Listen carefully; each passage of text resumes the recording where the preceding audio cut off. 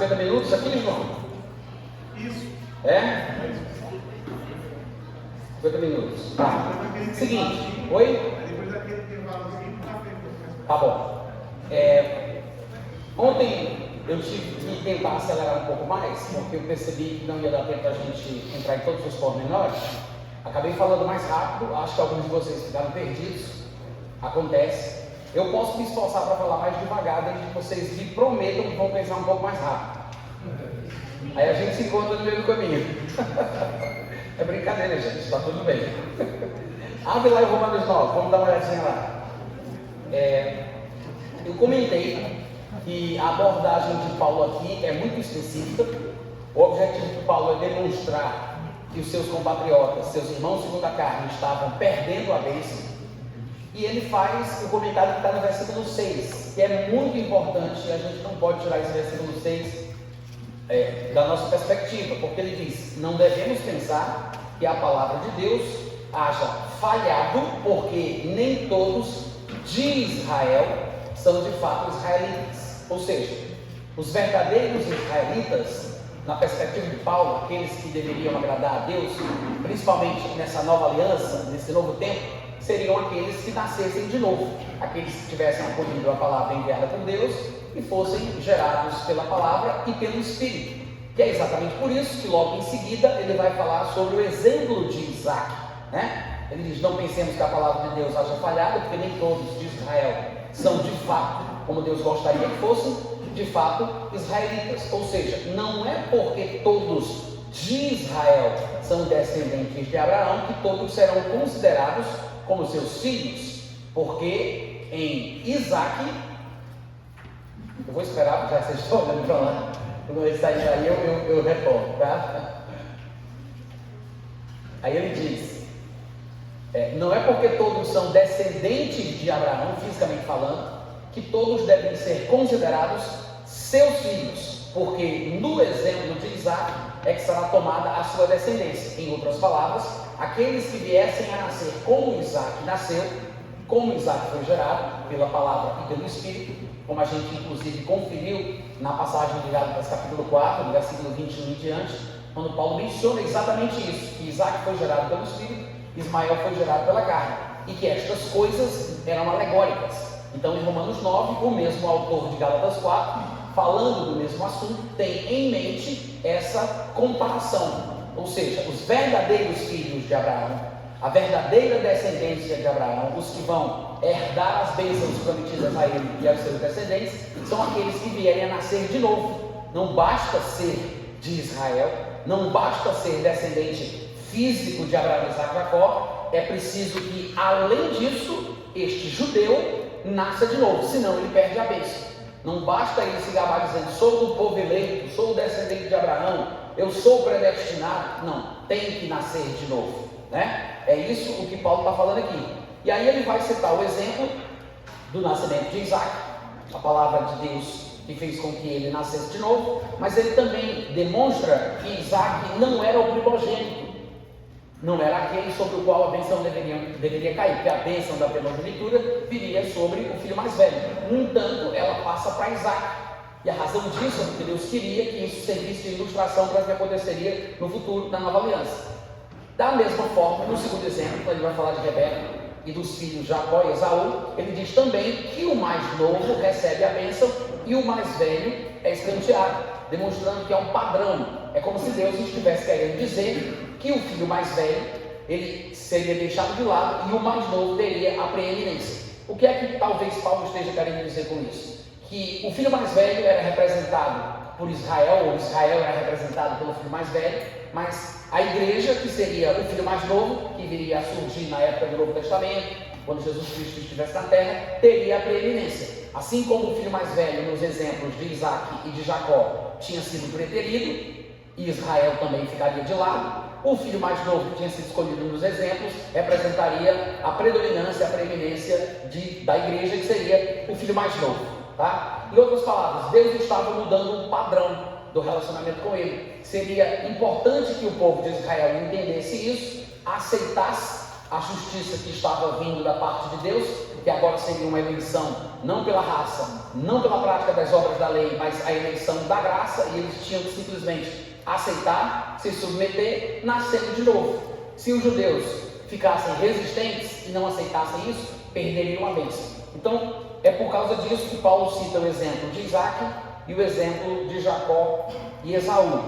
No versículo 11, para a gente retomar daí para frente, ele diz: ainda não eram os gêmeos nascidos, nem tinham praticado o bem ou o mal, para que o propósito de Deus quanto à eleição de Jacó prevalecesse. Ou seja, não seria por obras, mas por critérios próprios daquele que chama.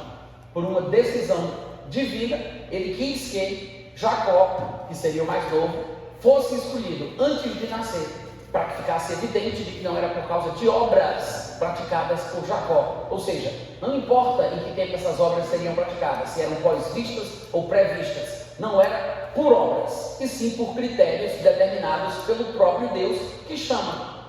O que ele quer dizer com isso? Ele quer ele quer ilustrar que no período da Nova Aliança, a justificação ela não vai ser baseada na prática das obras da lei, porque Jacó foi escolhido antes mesmo de praticar qualquer coisa, não é por obras, mas por critério daquele que chama.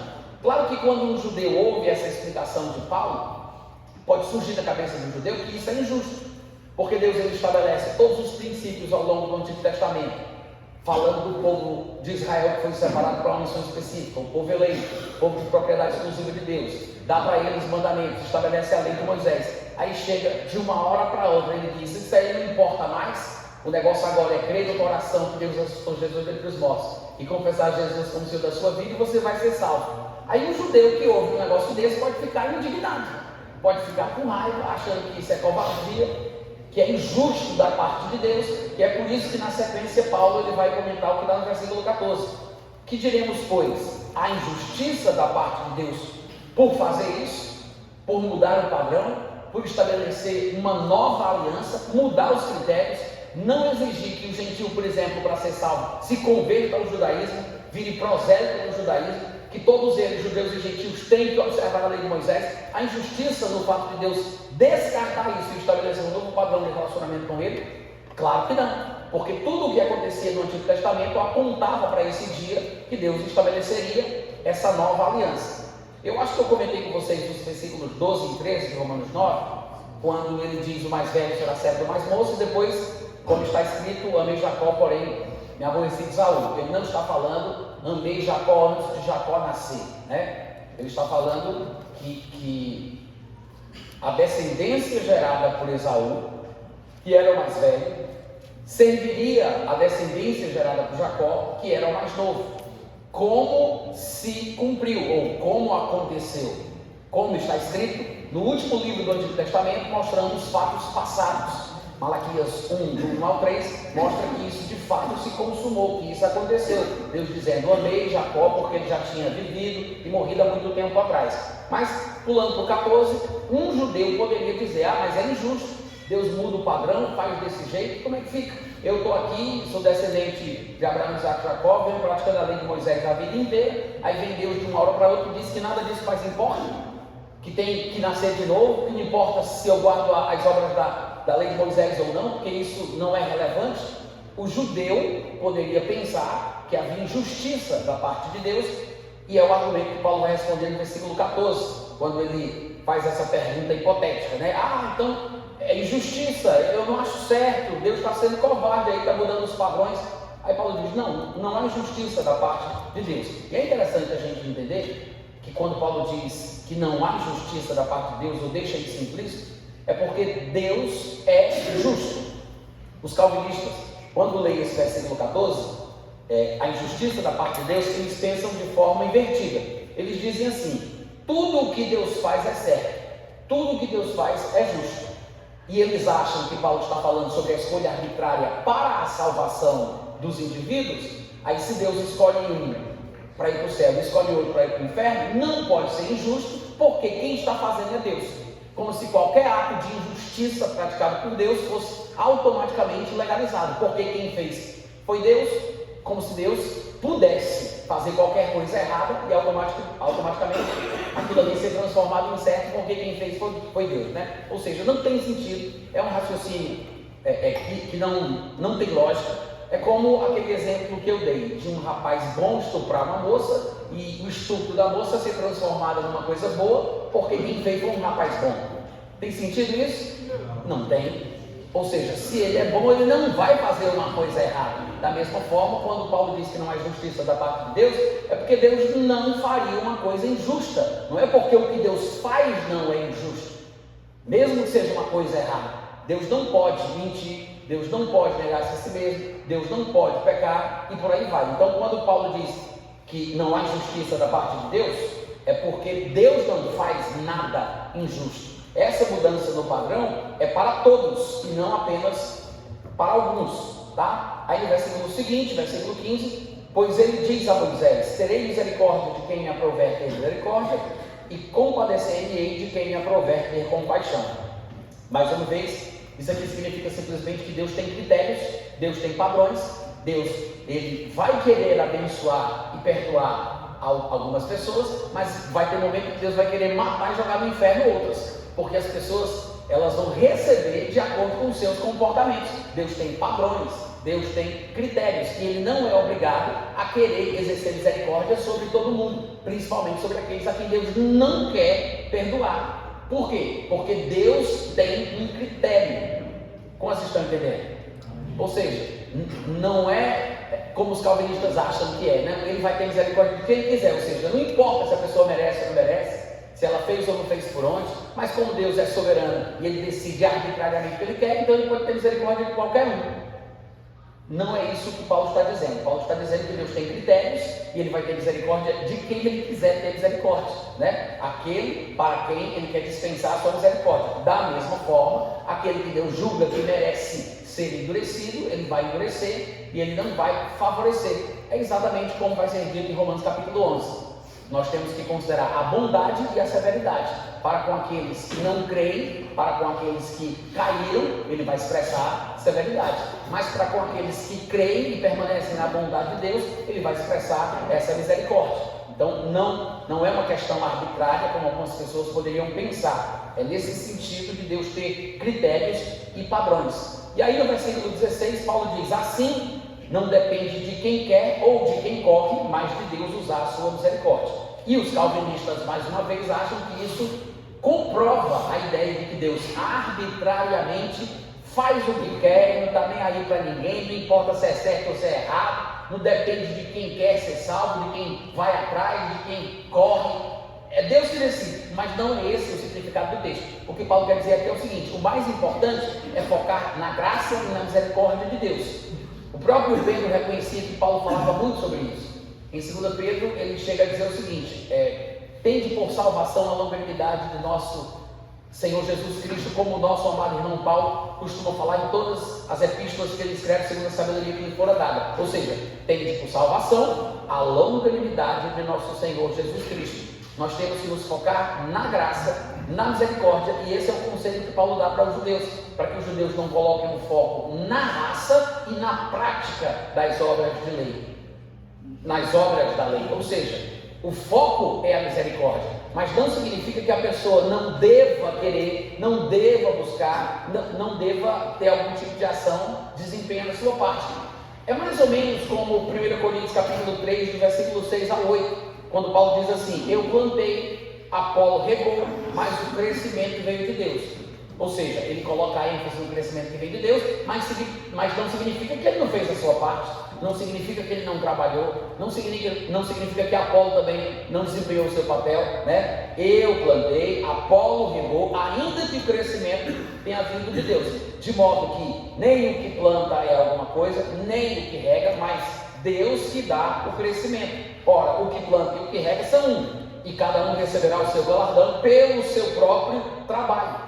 Da mesma forma, Paulo aqui em 1 Coríntios não está dizendo que o importante é confiar em Deus que vai dar o crescimento e assim eu não vou fazer nada. Não é isso.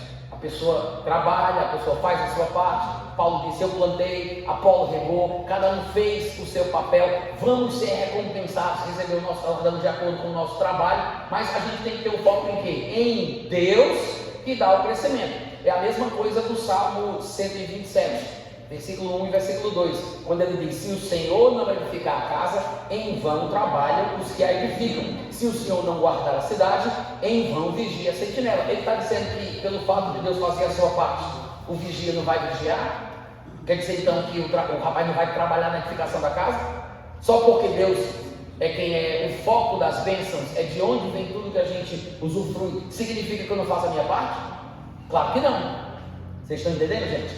Sim. Ou seja, esse é o sentido real desse versículo 16, quando Paulo diz: não depende de quem quer ou de quem corre, mas de Deus usar a sua misericórdia, porque o foco dele é refutar uma possível pergunta de um judeu inconformado com essa mudança de alianças, mudança de padrão. Porque a pergunta que poderia surgir na cabeça de um judeu dizendo: assim Deus está sendo injusto, Paulo vai explicar que não. Ou seja, não depende de quem quer, de quem corre, é no sentido da pessoa achar que é nos seus próprios esforços, tentando estabelecer a sua própria justiça, mas tem que se submeter àquela que vem de Deus. Claro que a pessoa vai fazer a sua parte, claro que a pessoa tem que crer, claro que a pessoa tem que confessar Jesus, ela tem que buscar, tem que querer, mas o que Paulo está querendo dizer aqui é que tudo depende da oferta que Deus traz, tá? Aí no versículo 17 ele diz: porque a Escritura diz a Faraó: para isto mesmo te levantei, para isto mesmo te levantei. E pode parecer um pouco estranho dizer te levantei, porque a gente poderia imaginar outra coisa. Aí você vai para o texto original lá de Êxodo, o texto em Êxodo diz: é por isso que eu te tenho mantido.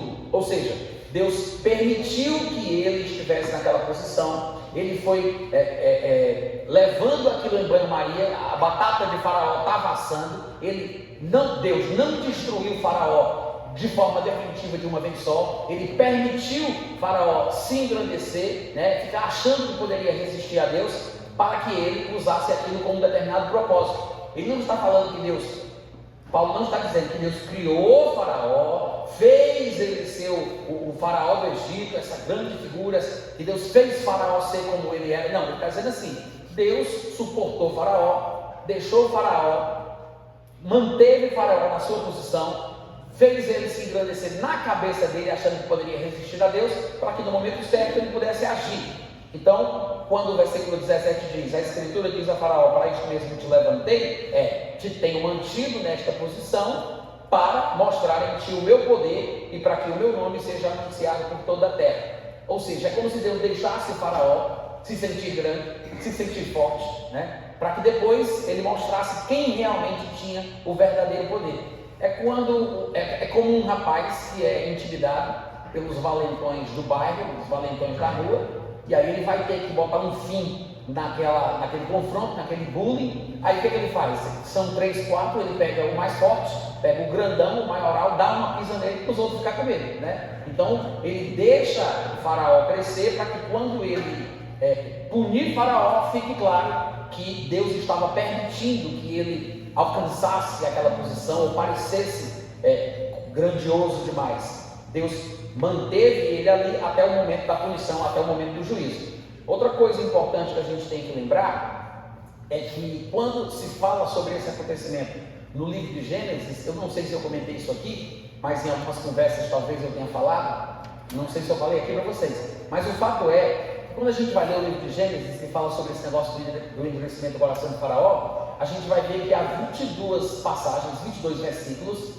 que dizem que Faraó se endureceu, e há 11 que dizem que Faraó se endureceu, e há 11 que dizem que Deus endureceu o coração de Faraó. Então, pegar um versículo para esclarecer e resolver a questão não é suficiente. Foi Deus que endureceu o coração de Faraó, ou foi Faraó que endureceu o seu próprio coração? Tem 11 versículos para cada lado. Ou seja, ao todo, no livro de Êxodo, tem 22 versículos falando tanto de uma forma como da outra.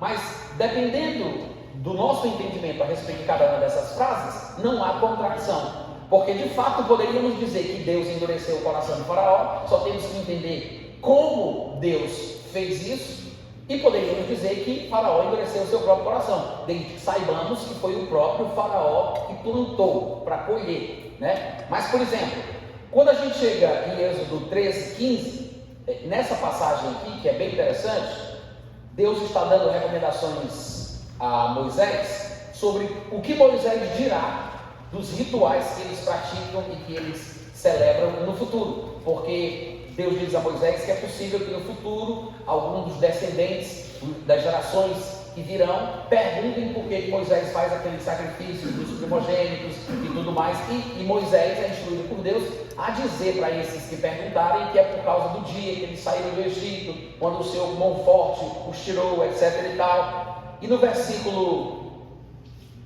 14 de Êxodo capítulo 13, ele diz: quando teu filho amanhã te perguntar o que é isso, por que a nossa nação pratica esse tipo de ritual e cerimônia? E aí Moisés vai dizer para estes que perguntarem: pois sucedeu que, quando o Senhor, como um forte, nos tirou da terra da servidão, endureceu-se Faraó para não deixar sair o povo. Em outras palavras, o que eles deveriam lembrar e guardar para o futuro é que Faraó endureceu o seu coração. Então, esse é o ponto que deveria ser lembrado pela nação de Israel nas futuras gerações. Mas não somente na nação de Israel, isso é o que deveria ser guardado, que foi Faraó que se endureceu, como até os povos de fora, as nações ao redor, que ouviram falar do acontecimento, guardavam a lembrança de que foi Faraó quem endureceu o seu próprio coração. Por exemplo, num episódio que está registrado em 1 Samuel, capítulo 6, versículo 6, que fala da arca que foi levada para a terra dos filisteus, você vai ver que no versículo 6, alguém recomenda, dizendo que eles devolvam a arca dos judeus. Por quê? Como aconteceu na época da saída do povo do Egito, a pessoa diz, 1 Samuel 6,6: por que, pois, endureceríeis o vosso coração, como os egípcios e Faraó endureceram os seus corações? Porventura, depois de os haver tratado tão mal, mesmo assim não os deixaram ir, e eles não saíram, e eles não se foram? Ou seja, até os filisteus lembravam da história da saída do povo do Egito, porque Faraó endureceu o seu coração. É isso que deve ser lembrado. A despeito das 11 vezes que diga que foi Deus que endureceu, a questão é: Faraó é o principal responsável, e por mais que Deus tenha cooperado para esse endurecimento, a culpa recai sobre Faraó. Como é que Deus endureceu o coração de Faraó? Em primeiro lugar, foi uma punição por causa do seu comportamento, e Deus fez com que Faraó se iludisse achando que poderia resistir a Deus, o Deus de Moisés.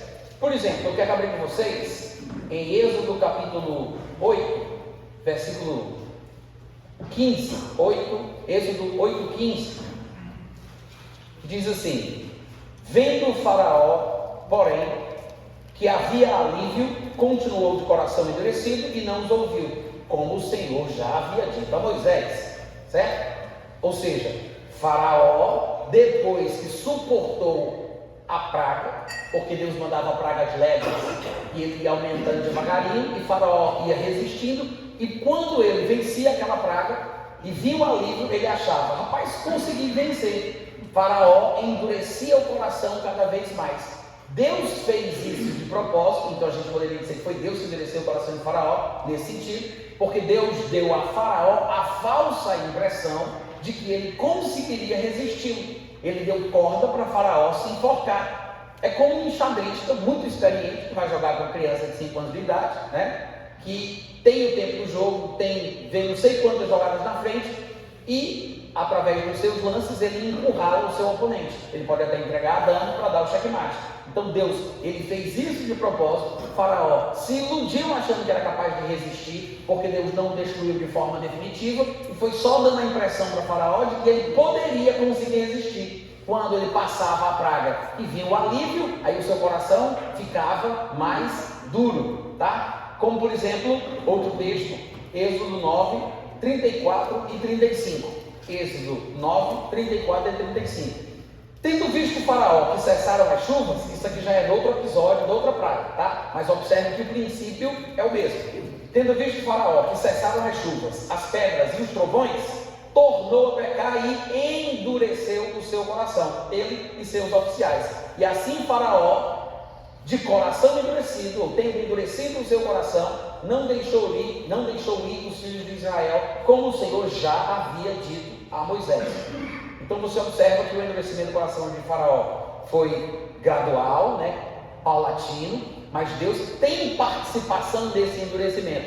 Não é que Deus estalou os dedos e fez o coração do Faraó ficar duro, mas Deus, conhecendo o seu coração, conhecendo antecipadamente a sua atitude, seu interesse, a sua disposição, Deus sabia que o Faraó não deixaria. Deus, ele dá uma praga que o Faraó pensa que pode suportar, e isso faz o Faraó ficar cada vez pior, cada vez de coração mais duro, né? Não foi Deus que fez ele ter essa predisposição para o mal, mas Deus usou o que ele sabia sobre Faraó, tá? Tanto é que em Eclesiastes capítulo 8, versículo 11, a gente tem um versículo que mostra mais ou menos como é que a coisa funciona, esse processo do endurecimento do coração do homem. Eclesiastes capítulo 8, versículo 11 diz assim: visto como não se executa logo a sentença sobre a má obra, ou seja, a pessoa não é punida de forma definitiva o mais rápido possível, como não se executa logo a sentença sobre a má obra, o coração dos filhos dos homens acaba ficando inteiramente disposto a praticar o mal. A pessoa faz uma coisa errada, não sofre as consequências. Ela diz, opa, faz de novo, aí não sofre as consequências. O que é que ela pensa? Ela diz, eu vou continuar. Ela endurece o coração,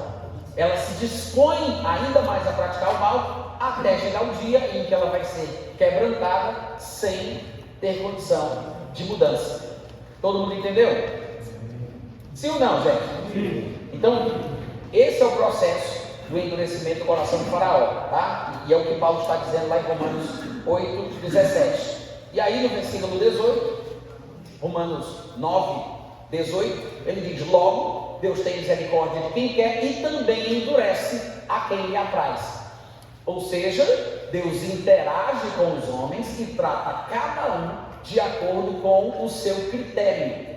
Não é Deus que arbitrariamente decide, como os calvinistas pensam, né? Quem vai ser endurecido, quem vai ser agraciado, sobre quem vou exercer misericórdia, a quem eu vou punir, quem eu vou mandar para o céu, quem eu vou mandar para o inferno. Eu vou endurecer essa pessoa, ela nunca vai entender o evangelho e vai acabar. Não é isso. Ele está falando sobre a interação de Deus com as pessoas que resistem.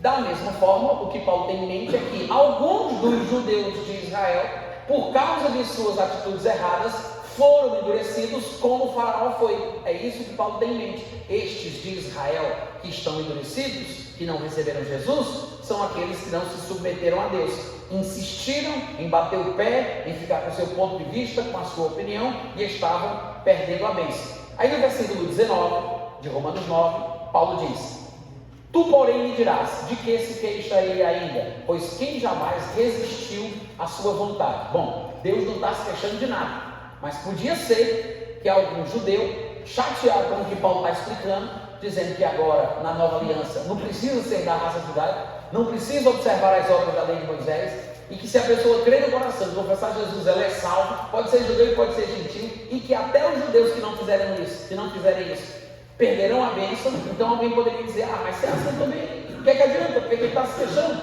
ele está reclamando de quê? Nunca ninguém resistiu ao que ele quer, só que Deus não está reclamando de nada, mas um judeu poderia ficar chateado por isso. E aí Paulo traz o argumento do versículo 20: quem és tu, ó homem, para discutires com Deus? Esse é o ponto, tá? Ele quer dizer o seguinte: o homem não deve pensar que é capaz de bater boca com Deus. Vou explicar para Deus como ele tem que fazer as coisas, eu vou ensinar para Deus como é que se faz, vou reclamar com ele porque não concordo com a forma dele agir. Esse é o ponto. Ele diz: quem és tu, homem, para discutir isso com Deus? E aí ele vai dar um exemplo do mundo natural. Ele diz: pode porventura o objeto perguntar a quem o fez, por que me fizeste assim? Paulo não está dizendo que somos o que somos porque Deus nos fez assim. O ponto aqui não é esse. O que Paulo quer dizer é que o homem não deve se irar contra a forma que Deus faz as coisas. O homem não deve pensar que é capaz de bater boca com Deus, de discutir com ele, ensinar para ele o que é certo e o que é errado. Aí ele usa um exemplo do mundo natural. Não é que nós somos feitos assim. Ele pega o exemplo do mundo natural, dizendo: um objeto pode perguntar a quem o fez, por que me fizeste assim? Não, da mesma forma que o objeto não pode perguntar por que me fizeste assim ao seu Criador, o homem não deve bater boca, discutir ou querer ensinar para Deus como fazer as coisas. Ele não está falando que cada um foi criado por Deus de uma forma ou de outra, ou para ir para o céu, ou para ir para o inferno, ou não é isso, não é esse o ponto, embora os calvinistas achem que esse é o argumento de Paulo, mas não é. E aí no versículo 21, Paulo pergunta: ou será que o oleiro não tem direito sobre a massa para do mesmo barro fazer um vaso para a honra e outro para a desonra? E aí as pessoas concluem, ou seja, com certeza Paulo está dizendo que Deus faz os homens de uma forma ou de outra. Uns são vasos de honra, outros são vasos para a desonra. Uns são criados para ir para o inferno, outros são criados para ir para o céu, que é Deus que determina, como o texto está mostrando. Mas em nenhum momento Paulo está falando sobre pessoas serem feitas de uma determinada forma. Ele está falando sobre não querer, sobre o judeu não querer bater boca com Deus para dizer para Deus como é que ele tem que salvar ou como é que ele não pode salvar, o que é que ele tem que fazer, o que é que ele não pode fazer. Esse é o ponto. Aí Paulo está dando exemplos para o povo pensar. Quando ele diz que o oleiro tem direito sobre a massa para do mesmo barro fazer um vaso para a honra e outro para a desonra, ele não está falando de indivíduos, ele está falando de condições.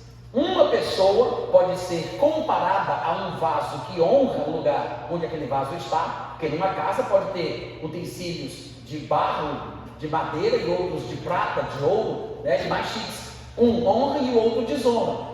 Então Paulo está dizendo que as pessoas podem ser comparadas a estas condições honrosas ou desonrosas, mas essa posição, essa condição não é fixa. Paulo vai deixar isso bem claro daqui a pouco. Mas primeiro é bom a gente parar para pensar no seguinte: quando Paulo se dirige aos irmãos e fala sobre isso, ele sabe que quem é judeu conhece a cultura judaica, as histórias do Antigo Testamento que envolvem o conceito de oleiro que mexe com massa, que faz barros, porque o Antigo Testamento é cheio de passagens assim. Eu não vou ler todas, mas nós temos Isaías 29:16, Isaías 45:9, mas eu acho que a mais interessante delas é Jeremias capítulo 18, do versículo 1 ao versículo 17, aproximadamente. E eu vou ler uma parte desse texto, queria que vocês acompanhassem, para que a gente observe essas passagens do Antigo Testamento que falam sobre o oleiro que mexe na massa para fazer vasos,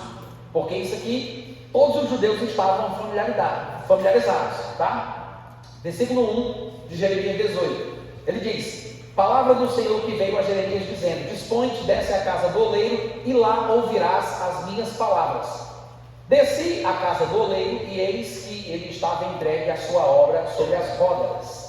Como o vaso que o oleiro fazia de barro se lhe estragou na mão, tornou a fazer dele do mesmo barro, que ia ser um determinado vaso, mas como se estragou, ou seja, o vaso não estava pronto, não estava seco, não estava numa posição fixa e rígida, ele estava ainda formando aquele vaso. Quando de repente o bicho tombou, se desmontou. O que ele fez? Ele pegou do mesmo barro, dele mesmo, aquele mesmo que se desmontou, ele refez aquele vaso. Lembra daquela musiquinha? Como é? Faz de novo? Como é aquela música do vaso?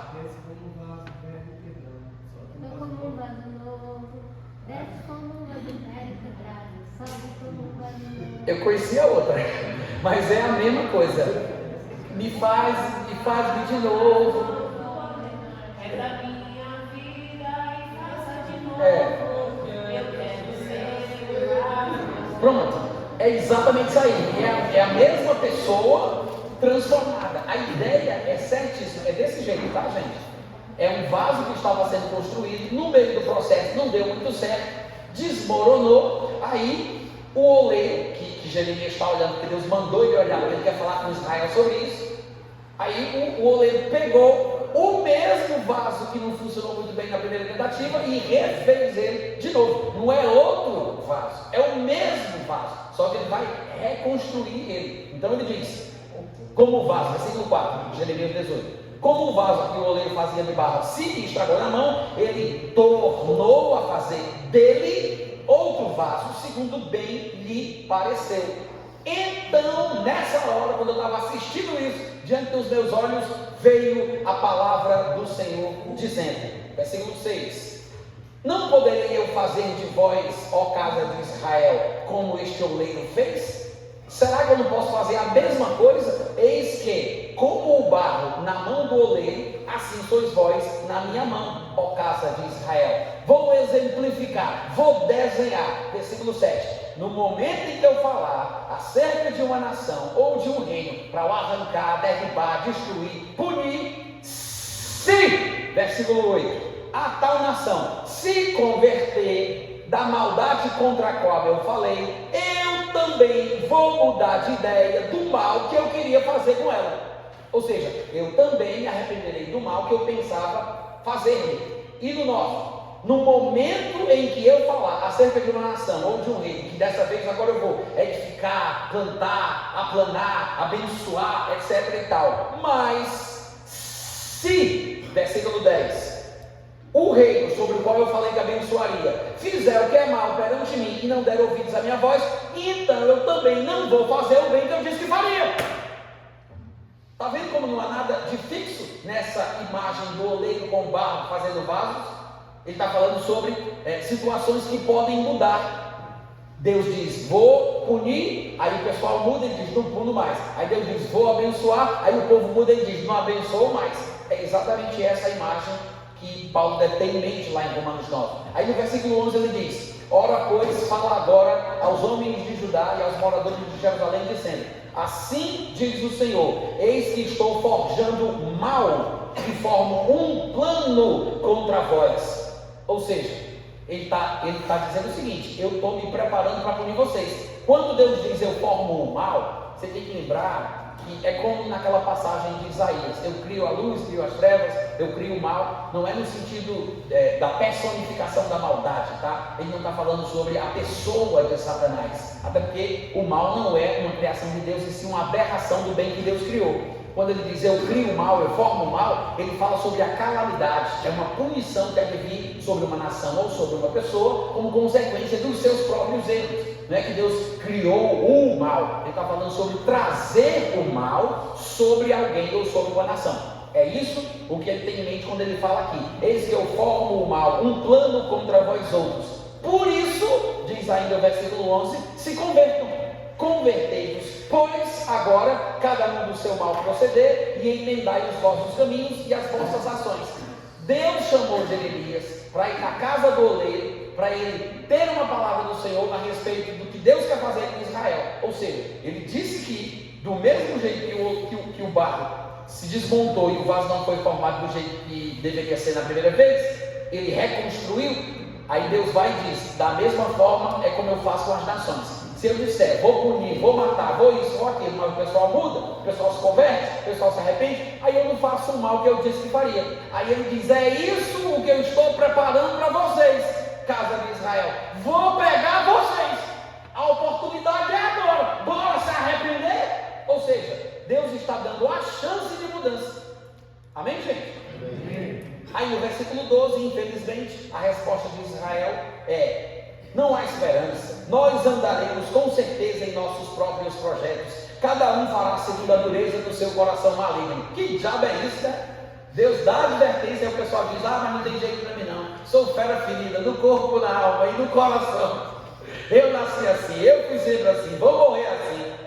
Deus dá a oportunidade e o povo tem a desculpa de dizer que não vai fazer. E aí no versículo 15, contudo todos os do meu povo se têm esquecido de mim, queimando incenso aos ídolos, e que os fizeram tropeçar nos seus caminhos e nas veredas antigas, para que andassem por veredas não aterradas. E no 17 ele fala, com vento oriental os espalharei diante do inimigo, mostrar-lhes-ei as costas e não o rosto, no dia da sua calamidade. Ou seja, Deus está mostrando que Israel será punido. Então, quando no versículo 21 de Romanos 9, Paulo fala sobre o direito do oleiro de criar um vaso para a honra e outro para a desonra, ele não está falando sobre posições fixas, destinos fixos, previamente estabelecidos por Deus de forma arbitrária. A imagem por trás dessa coisa do vaso de honra ou de desonra é que há uma possibilidade de mudança. Tanto que o Paulo, que escreve Romanos 9, 21, é o mesmo que escreve 2 Tessalonicenses capítulo 2, versículo 20 e 21. Lá Paulo usa a mesma expressão, eu vou até pedir para colocar aqui, 2 2 Timóteo, capítulo 2, versículo 20, de preferência. Tem alguém aí colocando? Não tem? Que eu vi o pessoal lendo aqui, né? Parece? É tu, Eder? Tá, coloca na corrigida, por favor. Que eu acho que a corrigida vai mostrar melhor aqui o que eu estou querendo dizer. Isso, ó. Veja o que ele diz. Ora, numa grande casa, claro que a casa aí é uma casa natural, ele está usando isso como representação do que ele quer dizer, mas deve representar a casa de Deus, né? É uma casa natural que está sendo usada como figura para a casa de Deus. Numa grande casa não há somente vasos de ouro e de prata, mas também vasos de pau e de barro, uns vasos para honra, outros vasos, porém, para desonra. Eu pedi para colocar a versão corrigida, porque aqui você observa que a palavra escolhida pelos tradutores foi vaso. Na minha versão, que é a que eu costumo usar para pregar, em vez de colocar vaso, eles colocaram utensílios. Só que a palavra grega usada no texto original de 2 Timóteo 2 e de Romanos 9 é exatamente a mesma. É a mesma expressão grega lá e aqui. Paulo está falando do mesmo assunto. O próprio Paulo, que escreveu Romanos 9, escreveu 2 Timóteo. Então Paulo está falando dos vasos para a honra e dos vasos para a desonra de Romanos 9, 21. Só que aqui ele diz que numa grande casa não há somente vasos de ouro e de prata, há também vasos de madeira e de barro, uns para a honra, outros vasos para a desonra. E no versículo seguinte, o versículo 21, ele diz: assim pois, se, olha aí a condicionalidade mais uma vez, se alguém a si mesmo se purificar destes erros, será um vaso para a honra, santificado e útil ao seu possuidor, estando finalmente preparado para toda boa obra. Ô glória! O que é que isso mostra? Que não há posições fixas, que Deus não estabelece seres humanos para serem vasos de honra ou vasos de desonra. Deus pode até estabelecer o destino de cada uma destas categorias. Se a pessoa está na categoria ou na condição, pode ser comparada a um vaso de desonra, ela obviamente estaria predestinada ou destinada à destruição. Se a pessoa está na condição, na categoria que é comparada a um vaso de honra, ela estaria destinada à glória. Então Deus pode estabelecer os destinos de cada classe. Mas quem vai ser o que não depende de Deus, depende da pessoa. Amém, gente? A gente tem que deixar o homem falar. Se é Paulo quem inventou a coisa, se é Paulo quem traz isso para Romanos 9, a gente tem que saber o que é que Paulo tem em mente quando ele fala sobre vasos para honra, vasos para desonra. E nós temos esse texto claríssimo que mostra Paulo dizendo que se alguém se purifica dos seus erros, não é não, gente. Se alguém se purifica dos seus erros, ela vira vaso de honra. É vaso de desonra, mas vira, se transforma no vaso de honra. Então, não é nada como os calvinistas falam. A interpretação de Romanos 9, 21, desse negócio de vaso de honra e de desonra, é uma tolice, porque quem inventou essa coisa foi o Paulo. Então a gente tem que deixar o homem explicar, não é? Deixa o homem falar, em vez da gente querer colocar a palavra na boca de Paulo, que Paulo se explique o que é que ele quer dizer com isso. E está aí a explicação que a gente precisava ter.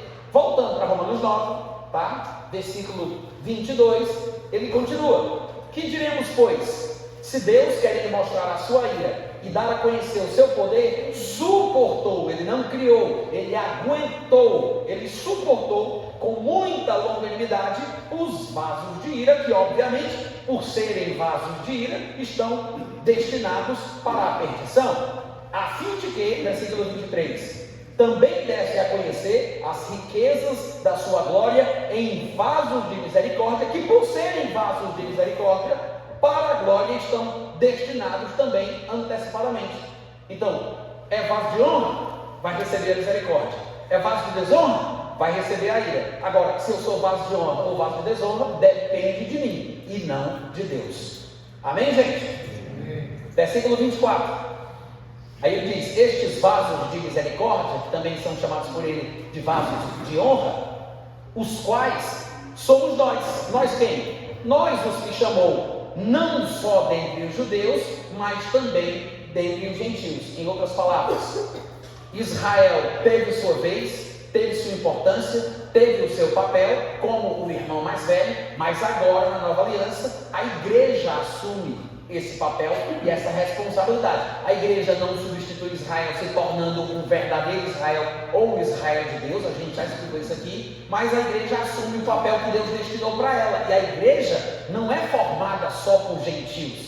Parece que às vezes alguns de nós nos atrapalhamos com isso, achando que igreja de Cristo é sinônimo de ajuntamento de gentios convertidos, mas não é, tá? A igreja é formada por judeus crentes e por gentios crentes. De fato, no começo da igreja só tinha judeu. Até os judeus, quando viram que os gentios estavam recebendo a palavra, estavam sendo batizados no Espírito Santo, com a evidência bíblica que ele fala em outras línguas, os judeus se assustaram, porque eles achavam que primeiro o gentio deveria se converter ao judaísmo, virando prosélito, guardar o sábado, circuncisar, seguir a regra dietética dos judeus, para depois experimentar as bênçãos que vêm na sequência, que seria ser servo de Cristo, receber o Espírito Santo e aquela coisa toda. Quando os gentios começaram a ser abençoados sem virar judeu, sem fazer qualquer coisa que o judeu fazia, os judeus ficaram confusos.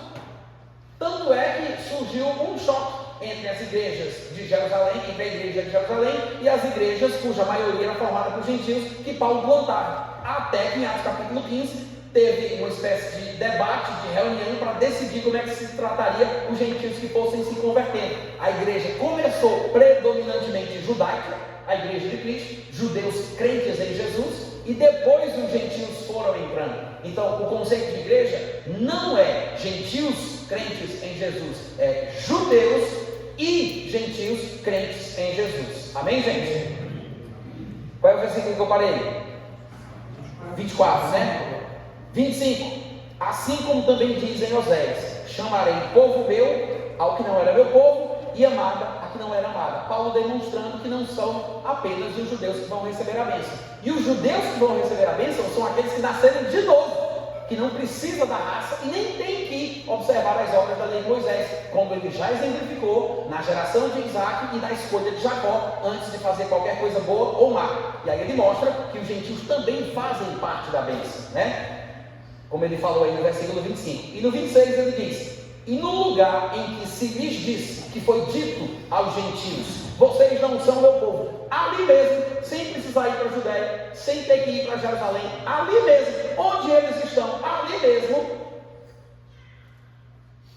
serão chamados filhos do Deus vivo. Versículo 27. Mas relativamente a Israel, claro, falando de Israel nessa obstinação, nessa dureza de coração, porque eles não querem se dobrar e aceitar a Jesus, relativamente a Israel, dele clama Isaías: ainda que o número dos filhos de Israel seja como a areia do mar, o remanescente, os poucos que acreditarem nesta obra que Deus está fazendo, na instituição da nova aliança, por meio do seu Filho Jesus Cristo, o remanescente é que será salvo, porque o Senhor cumprirá a sua palavra sobre a terra cabalmente e em breve. Como Isaías já disse: se o Senhor dos exércitos não nos tivesse deixado descendência, falando dos israelitas, nós seríamos como Sodoma e semelhantes a Gomorra, ou seja, já teriam sido destruídos. Qual é a conclusão então de tudo que Paulo está falando aqui no capítulo 9? Simples, como a gente já viu, versículo 30, que se conclui que os gentios que não buscavam acharam, e Israel que buscava perdeu, de uma forma geral. Agora, de Israel, quem crê está na bênção, e os gentios que aceitarem também serão abençoados. Ou seja, Romanos 9 não está falando de forma nenhuma sobre o que os calvinistas acham que fala, tá? Então aqui a gente encerra esse tempo e vamos fazer um pequeno intervalo, e logo em seguida a gente pode abrir para pergunta, tá bom, gente? Pode ir.